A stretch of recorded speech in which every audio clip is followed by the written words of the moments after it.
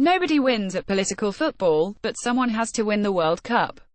Against a backdrop of increasingly terse Anglo-Russian relations, whispers that the former high noon of football is now being overshadowed by club-level competitions, the bad smell that lingers over every decision made by FIFA, plus the knowledge that this is most probably Lionel Messi's last chance to win the only prize that has eluded him. More than 3 billion people are expected to tune into this year's competition, looking to join the half of the planet's population about to plunge into a football frenzy. Introducing Vogue's primer for the World Cup 2018.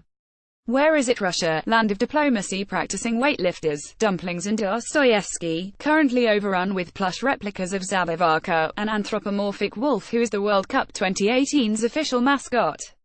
His name translates as the one who scores, which one hopes will inspire the host country, ranked a dismal 70th in the world, a historic low, when it kicks off proceedings on June 14 in Moscow. Russia faced Saudi Arabia, ranked 67th, making this a match between the two lowest-ranked teams in the tournament, the most scintillating opening the tournament has ever seen. It's the most expensive, too. Russia 2018 is estimated to have cost €10 billion, with 7 new stadia having been built across a country where surveys show only 16% of citizens see themselves as long-term football fans. Over half of Russians say they are indifferent to football. The defending champions, Germany, have a difficult task. Not since Brazil won consecutive tournaments in 1958 and 1962 has a team lifted the trophy twice in a row. Getty Images, who's the favorite defending champions Germany, go into the tournament ranked top. Suitably pumped by the return of their talismanic goalkeeper Manuel Neuer, they have reached at least the semi-final stages of every major tournament since the 2006 World Cup finals with Joachim Löw in charge. That said, it's never wise to rule out Brazil, an absurdly talented group of players whose performance rides on the efficacy of Neymar, reportedly in the market for a new headline-making haircut. France are strong contenders, being in possession of a superlative attacking force. But don't overthink it. Luck matters more in football than in other ball games, and winning the World Cup can rest on a single penalty.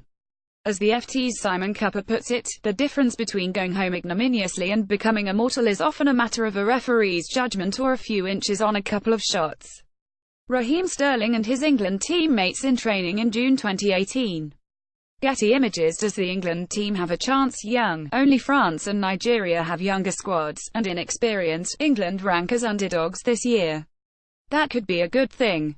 Without the weight of a nation's hopes on their shoulders, Gareth Southgate's Green team could well thrive, even if all the talk so far has been dominated by Danny Rose's brave admission of depression and Raheem Sterling's tattoo of an M16 assault rifle on his right calf.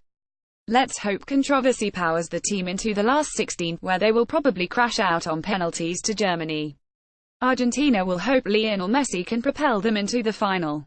Rex features group matches not to miss: Portugal v Spain 7 p.m. Friday the 15th of June, two serious cup contenders clash. Argentina v Croatia 7 p.m. Thursday the 21st of June, Messi's last chance at World Cup glory and Croatia's window to rumble Argentina's dodgy defense. England v Belgium 7 p.m. Thursday the 28th of June. A must-win game and serious test of the young England team. Get thee to the pub. Harry Kane and his childhood sweetheart and now wife, Katie Goodland, a fitness instructor. Getty Images. Significant others to note: NB. Don't call them WAGs, tedious acronyms are outdated, and anyway, the new crop of England players is coupled up with an unusual series of women in addition to their usual array of childhood sweethearts and pop stars. Take Portuguese Maria Hansen, who works in product development in London and also happens to be dating Eric Dier. Or Katie Goodland, a fitness instructor, who last year married Harry Kane and continues to tease him on Instagram, suitably unimpressed by his fame.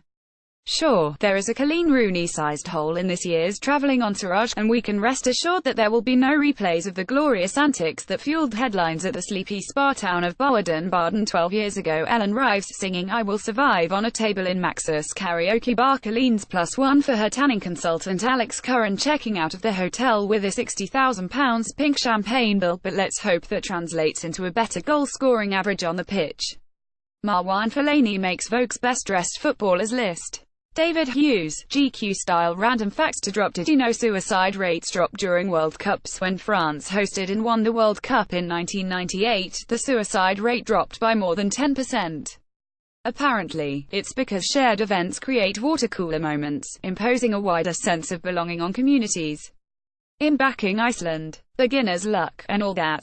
Do you have deodorant in your carry-on? I only ask because Moscow's main airport's souring down on people sleeping in the terminal and will be issuing on-the-spot fines for people wearing odor-laden or stained clothing. Vuvuzelas, please. It's all about ложкas. It's a musical Russian spoon. Spoons of victory, they call them. I've bought a plastic pair for easier clicking. The sound is oddly soothing. Yes, the Super Eagles kit is hot to trot. But I'm on the waiting list for the official traveling attire. It's very dry, Van Noten.